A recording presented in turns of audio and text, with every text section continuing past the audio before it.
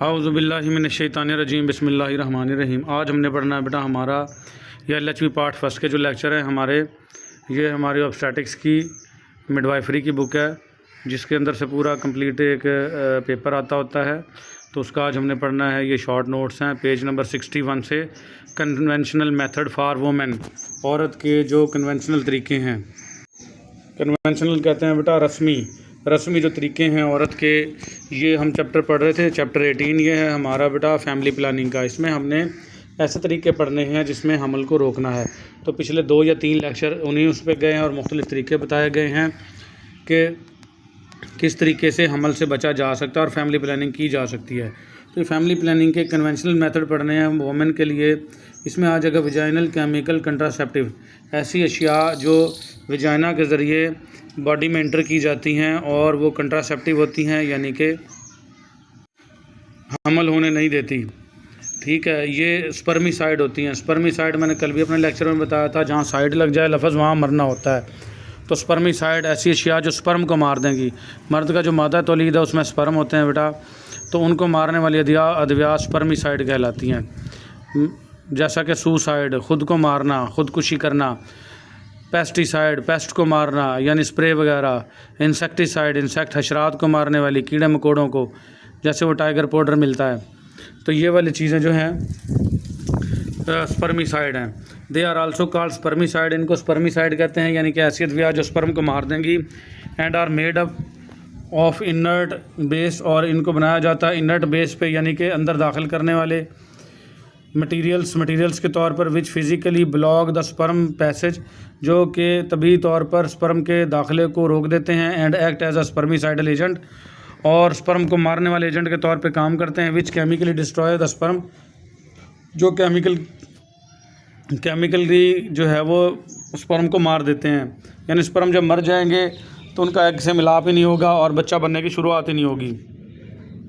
Type of products and how to use them, कौन सी types हैं प्रोडक्ट्स की और इनको कैसे यूज़ करना है। इसमें एरोसोल आ जाएगा। द पेस्ट ई लगाना चाहिए इसके साथ ही। द पेस्ट और क्रीम, ये पेस्ट होती है या क्रीम होती है, is a compressed in strong containers, और ये इस तरीके से कंटेनर्स में आती है कि इनको दबाया जा सकता है। इनको कोलैप्सिबल ट्यूब्स भी कह सकते हैं। The foam is release, foam को आपने निकालना है on pressure into the applicator, और इसको एप्लीकेटर में प्रेशर के साथ भर देना है। From which it is injected in the vagina, और फिर इसको विजाइना के अंदर दाखिल कर देना है। द वोमेन फिल्स द एप्लीकेटर, औरत इस एप्लीकेटर को भरेगी, फिल करेगी। And insert into their vagina, और उसको अपनी विजाइना में दाखिल करेगी। एंड पुशेस इट, और इसको पुश करेगी, पीछे से धकेलेगी इन विद द प्लंजर के साथ। ये जैसे सिरिंज होती है ना बेटा, सिरिंज टाइप की होती है, मैं दिखा देता हूँ आपको। तो ये फिल करनी होती है और इसको विजाइना के अंदर रख के, और पीछे से जैसे हम इंजेक्शन पुश करते हैं सेम इसी तरीके से पुश करेंगे इसके प्लंजर को, और वो सारी फॉर्म अंदर चली जाएगी। ये देखें बेटा, ये इसका जो है ना वो ये कंटेनर है इसका, ये इसका प्लंजर है, ये देखें इंजेक्शन टाइप। इसको इसके ऊपर रख के पुश करेंगे तो ये फिल हो जाएगी, और फिल हो जाएगी तो जब इसको विजाइना के अंदर इंटर करके यहाँ पीछे से इसको पुश करेंगे तो ये सारी फॉर्म कहाँ चली जाएगी, विजाइना के अंदर। ये मुख्तलिफ़ किस्म की देखें, ये क्रीमें हैं, ये सपोजिटरीज़ हैं, ये इसके एप्लीकेटर हैं। ठीक हो गया। The cream or jelly forms into the vagina, ये क्रीम या जेली फॉर्म चली जाएगी वजाइना में। And cover the opening of the cervical canal, और जो पैदाइश के रास्ते का मुंह है सर्वाइकल कैनाल उसको कहते हैं, सर्विक्स कहते हैं, उसको कवर कर देगी। ठीक है। Emko foam is popularly use in our country, जो एमको फॉर्म है ये हमारे मुल्क में ज़्यादा इस्तेमाल की जाती है। ये दिखाया भी है, spermicidal form, cream, gel, film, suppository और स्पॉन्जेस, ये जो मैं अभी दिखा के आया हूँ। ठीक है। Cream, paste and jellies, they come in tubes, ये ट्यूब्स में आती हैं। मेड ऑफ सॉफ्ट मेटल, और सॉफ्ट मेटल की बनी होती है ट्यूबें, यानी कि इनको आसानी से प्रेस करके पुश करके इसकी जो अंदर मेडिसिन है वो निकाली जा सकती है। Applicator are also available, applicator भी इसके साथ मौजूद होते हैं विद द ट्यूब के साथ। ये इसके एप्लीकेटर हैं। ये ट्यूब जो है यहाँ से खोल के इसके ऊपर रखेंगे और पुश करेंगे यहाँ पीछे से, तो ये इसका प्लंजर पीछे खींचना शुरू हो जाएगा और इसमें दवा भरना शुरू हो जाएगी। इसको विजाइना के अंदर इतना से डाल के और पीछे से इस प्लंजर को पुश करेंगे जैसे हम इंजेक्शन लगाते हैं, तो ये सारी की सारी दवा जो है वजाइना के अंदर चली जाएगी। They are pushed high in the vagina, इनको पुश करेंगे बहुत ज़्यादा यानी प्रेशर के साथ वजाइना के अंदर। इफ़ यूज़ अलोन, जब आप अकेले इसको इस्तेमाल कर रहे हो। Or could be use with the diaphragm or condom, या इसको डायाफ्राम या कंडोम के साथ भी इस्तेमाल कर सकते हैं। फीमेल का कंडोम भी होता है, मैंने कल भी दिखाया था, और डायाफ्राम भी होता है, मैं दिखाता हूँ आपको। ये देखें बेटा, ये डायाफ्राम है, ये प्लास्टिक की कैप सी होती है, इसको वजाइना के रास्ते फीमेल अंदर रख लेती हैं, और ये देखें ये स्पर्म पहुँच रहे हैं यहाँ पे। तो ये डायाफ्राम लगाया हो और यहाँ फोम भी उतारी हुई हो, तो स्पर्म एक तो इस डायाफ्राम की वजह से एंट्री नहीं लेंगे, दूसरा यहाँ वो फॉर्म होगी तो ये सारे के सारे यहाँ डेड हो जाएंगे, मर जाएंगे, और यानी कि हमल नहीं होगा। ये भी इसी तरह की डिवाइस है, बर्थ कंट्रोल स्पॉन्ज इसको कहते हैं। ये देखें, ये भी इसी तरह रखी जाती है, इसके साथ ये रबड़ सी लगी होती है, जब दिल करे तो इसको उंगली डाल के अंदर और इसको पकड़ के खींच लेते हैं और ये बाहर निकल आती है। और ये वाले देखें, ये वाले फ़ीमेल कॉन्डोम्स हैं बेटा, ये फ़ीमेल कॉन्डोम जो है वो रख सकती है अंदर। इससे पहले फॉर्म डाल ले और फिर कॉन्डोम रख ले, तो इससे बचा जा सकता है, हमल नहीं होगा। ये इस तरीके से फिट आ जाता है वजाइना के ऊपर, बिफोर सेक्स यूज़ कर सकते हैं। तो आपने यहाँ डायाफ्राम भी देख लिया और कॉन्डोम्स भी देख लिया, इसको डायाफ्रैगम्स नहीं पढ़ना, इसमें जी साइलेंट है। ठीक हो गया। फोमिंग टेबल टैबलेट्स आ गई, यहाँ टेबल्स लिखा हुआ टैबलेट्स हैं। फोमिंग टैबलेट्स भी होती हैं। These tablets are dipped in water, ऐसी टैबलेट्स को पहले आप पानी में डुबोएंगे and then pushed in the vagina, और फिर इसको वजाइना के अंदर धकेल देंगे विद द फिंगर्स, उंगली के साथ। The tablets form inside the vagina, tablets form की तरह अंदर फूल जाएंगी वजाइना में, and have a strong spermicidal effect, और इनके अंदर स्ट्रॉन्ग जो है स्पर्म को मारने वाले असरात मौजूद होते हैं। स्पर्म इससे मर जाएंगे और हमल नहीं होगा। इफ़ेक्टिवनेस कितनी फ़ायदेमंद है। The chemical method when use alone have a high failure rate, जब केमिकल मेथड को आपने अकेले ही यूज़ करना है तो ये फेल हो सकता है, और इसका फेलियर रेट भी बहुत ज़्यादा हाई है, क्योंकि स्पर्म जो है मैंने कल भी बताया था बेटा अरबों की तादाद में होते हैं। जब एक मरतबा मादा तौलीद मर्द का खारिज होता है तो वो 1.5 ml से 5 ml के दरमियान में होता है, और 1 ml स्पर्म में 1 ml में स्पर्म की तादाद जो है वो 15 मिलियन से 200 मिलियन तक हो सकती है। तो इसको 1 मिलियन में 10 लाख होते हैं, तो 200 मिलियन 1 ml में, तो आप अंदाज़ा लगाएं कितनी तादाद में होते हैं। तो ये जो स्पर्मिसाइड है कितना मार लेगी ये, फिर भी एक चाहिए होता है बच्चा बनने के लिए, इतने सारे अरबों में से तो एक ना एक तो बच के निकल ही जाएगा इनसे, तो इसलिए इनका फेलियर रेट जो है बहुत ज़्यादा हाई है। इसलिए इनको अकेले यूज़ नहीं करना, कंडोम के साथ या डायाफ्राम के साथ मिला के यूज़ करेंगे तो कुछ चीज़ें, कुछ स्पर्म को डायाफ्राम रोकेगा, कुछ को स्पर्मिसाइड मारेंगी। ठीक है, इस तरीके से। तो इनको अगर तनो तना यूज़ करना तो इनका फेलियर रेट बहुत ज़्यादा हाई है। The effectiveness is greatly enhanced, इनकी इफेक्टिवनेस को बढ़ाया जा सकता है if use with the diaphragm और कॉन्डोम, जब इसको डायाफ्राम या कॉन्डोम के साथ यूज़ करेंगे। The couple has to wait for the melting और disintegration of the product, couple को चाहिए कि वो वेट करे इस प्रोडक्ट को मेल्ट होने तक का और डिसइंटीग्रेट होने का। ये जो प्रोडक्ट अंदर रखी है, ये केमिकल वगैरह, ये फॉर्म, ये बॉडी टेम्परेचर से ना कुछ देर बाद मेल्ट हो जाएगी और अपने असरात अच्छे से दिखा सकेगी। अगर ये मेल्ट होने से पहले ही मेल फीमेल ने मिलाप कर लिया तो फिर जो है स्पर्म के आगे जाने के चांसेस ज़्यादा हो जाएंगे और हमल हो जाएगा। तो इसलिए कपल को चाहिए, मेल फीमेल को, कि इसको अप्लाई करने के बाद थोड़ा वेट कर लें ताकि अच्छे से जज़ब हो जाए। साइड इफ़ेक्ट क्या है? There are no side effect, इसके कोई साइड इफ़ेक्ट नहीं। समटाइम्स, कभी कभार देयर इज रीचिंग, कभी कभार खुजली हो सकती है, इरिटेशन, जलन हो सकती है, इरिटेशन होता है बेटा, कोफत होना, तंगी होना, इचिंग, खुजली, इरिटेशन, कोफत हो सकती है, और बर्निंग सेंसेशन या जलन का एहसास हो सकता है।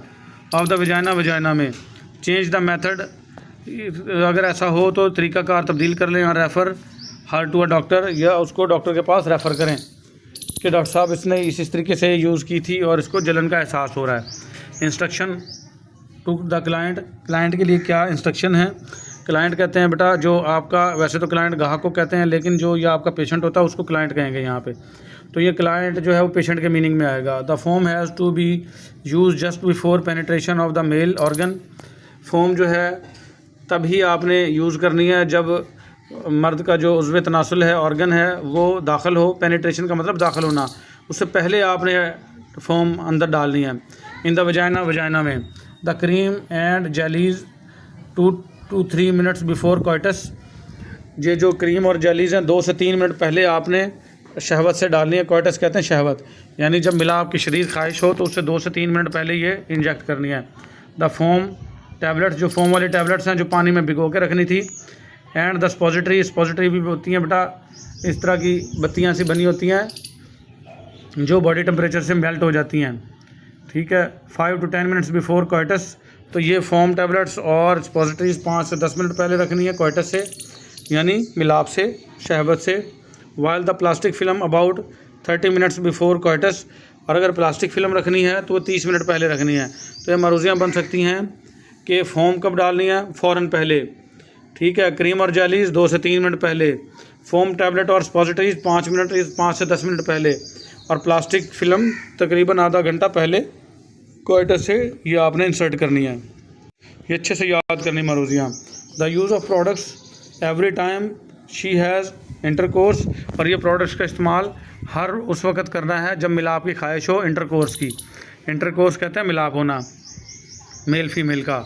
Do not wash the inside of vagina at least before 6 hours after intercourse. और वजाइना को जो है इंटरकोर्स के बाद कम से कम 6 घंटे तक नहीं धोना, ताकि अगर अंदर स्पर्म पहुंच भी गए हैं तो ये स्पर्मिसाइडल होते हैं, उन स्पर्म को अच्छे से मार लें। ये ना हो कि कोई स्पर्म अंदर बच जाए, आप वजाइना को अच्छे से धो दो और स्पर्म कोई बच जाए और आपका जो है ना वो मसला ख़राब ही हो जाए। तो इसलिए आपने इंटरकोर्स के बाद 6 घंटे तक वजाइना को वॉश नहीं करना। फिर आ जाएगा डायाफ्राम, जो मैंने अभी दिखाया था। डायाफ्राम प्लास्टिक का होता है, फ्लेक्सिबल कैप है, मेड अप ऑफ रबड़ की बनी होती है, which is inserted in the vagina, जो कि वजाइना में दाखिल की जाती है। इन सच अ वे, इस तरीके से, as to cover whole cervix, जो कि मुकम्मल सर्विक्स को कवर कर लेती है। सर्विक्स कहते हैं बेटा पैदाइश के रास्ते का मुंह, यूट्रस का मुंह है, तो उसको कवर कर लेगी तो स्पर्म को आगे जाने ही नहीं देगी। Act as a barrier to sperm, और ये स्पर्म के लिए रुकावट का काम करती है। ये देखें पिक्चर में दिखाया हुआ भी है, ये डायाफ्राम को अंदर इंसर्ट किया जा रहा है। The woman is given proper size of diaphragm by a doctor और LHV। वोमन जो है प्रॉपर साइज़ बनवा ले अपना डायाफ्राम का डॉक्टर से या LHV से, कि कितने साइज़ का डायाफ्राम उससे आएगा। आफ्टर मेजरमेंट, पैमाइश के बाद। Women has to be trained, औरत को आपने ट्रेनिंग देनी है फॉर इंसर्शन एंड रिमूवल, कि किस तरीके से डायाफ्राम को दाखिल करना और किस तरीके से रिमूव करना है। It should be removed after 8 hours. इसको 8 घंटे बाद रिमूव भी किया जा सकता है ऑफ द यूज़, इस्तेमाल के बाद। वॉश विद सोप, इसको अच्छे से साबुन से धोएं, एंड वाटर, पानी से। आफ्टर यूज़, इस्तेमाल के बाद। ड्राई, खुश कर लें। पाउडर लगाएं इसको, एंड स्टोर कर लें, फिर भी यूज़ किया जा सकता है ये। वोमन हैविंग, अच्छा, इफ़ प्रॉपरली यूज़, अगर इसको आपने प्रॉपरली यूज़ किया 95% इफेक्टिव, इसकी 95% तक इफेक्टिवनेस है, यानी इफेक्टिव रह सकता है ये। फिर आ जाएगा woman having prolapse of uterus, rectocele, cystocele. वो अगर किसी औरत को प्रोलैप्स हो, यूट्रस का प्रोलैप्स होना, इसको रेक्टोसिली या साइटोसिली कहते हैं। कैन नॉट यूज़ डायाफ्राम, ये डायाफ्राम को इस्तेमाल ना करे बिल्कुल भी। ये बेटा ये लफ्ज़ जो है ना, प्रोलैप्स ऑफ यूट्रस और रेक्टोसिली और साइटोसिली, ये देख लें पहले ये क्या होते हैं। ये मैं पहले बता देता हूँ आपको। जो यूट्रस है ना, बच्चादानी, वो अपनी जगह से हट जाती है और वजाइना के बिल्कुल सुराख के ऊपर आ जाती है, इसको हम कहते हैं प्रोलैप्स ऑफ यूट्रस। और रेक्टोसिली कहते हैं, रेक्टम कहते हैं पखाने का जो गुब्बारा, वो पखाने का गुब्बारा अगर वजाइना वाले रास्ते में आगे आया हो तो उसको हम रेक्टोसिली कहते हैं। और साइटोसिली कहते हैं जो पिशी वाला गुब्बारा, जिसको हम ब्लेडर कहते हैं, वो अगर वजाइना के रास्ते में आया है तो उसको हम साइटोसिली कहेंगे।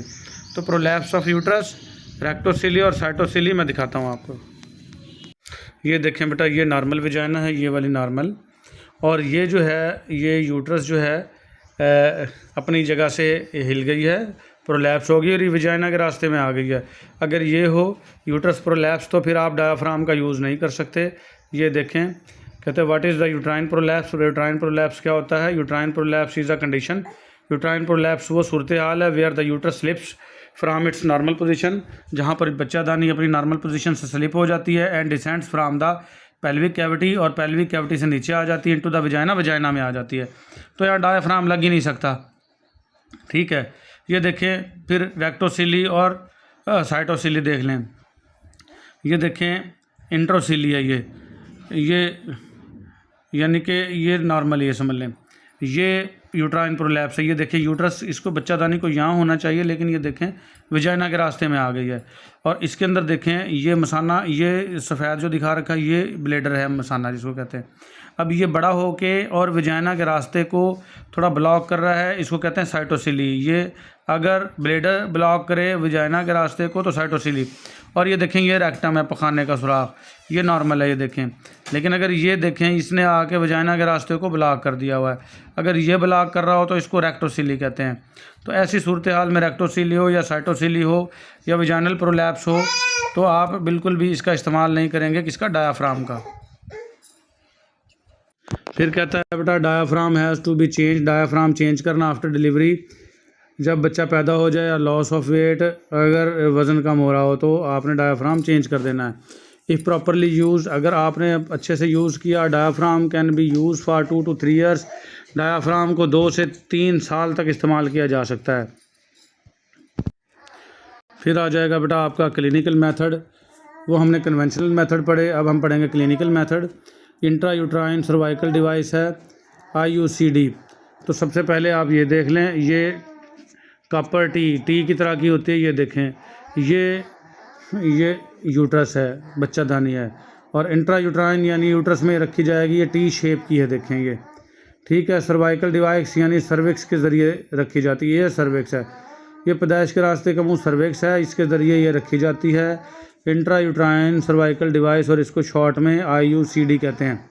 तो हम पढ़ते हैं इसको, an object place inside the uterus, कि एक ऑब्जेक्ट है जिसको हम यूट्रस बच्चादानी में रखते हैं बाय ट्रेंड पर्सन, और इसको कोई ट्रेंड पर्सन रखता है टू प्रिवेंट अनवांटेड प्रेगनेंसीज, ताकि जो अनवांटेड प्रेगनेंसीज हैं उनसे बचा जा सके। Intrauterine device was first use in the 19th and early 20th century. Intrauterine device जो सबसे पहले 19वीं सदी में सबसे पहले यूज़ हुई, और शुरू के जो 20वीं सदी थी उसमें इस्तेमाल शुरू हुआ इसका, 19वीं सदी के आखिर में और 20वीं सदी के शुरू में। In the treatment of various gynaecological conditions, जो मुख्तलिफ़ किस्म की गायनोकोलॉजिकल कंडीशंस हैं उनके इलाज के लिए ये रखी जाने लगी। इन 1928 में ग्रैफनबर्ग मेड रिंग ऑफ कॉपर।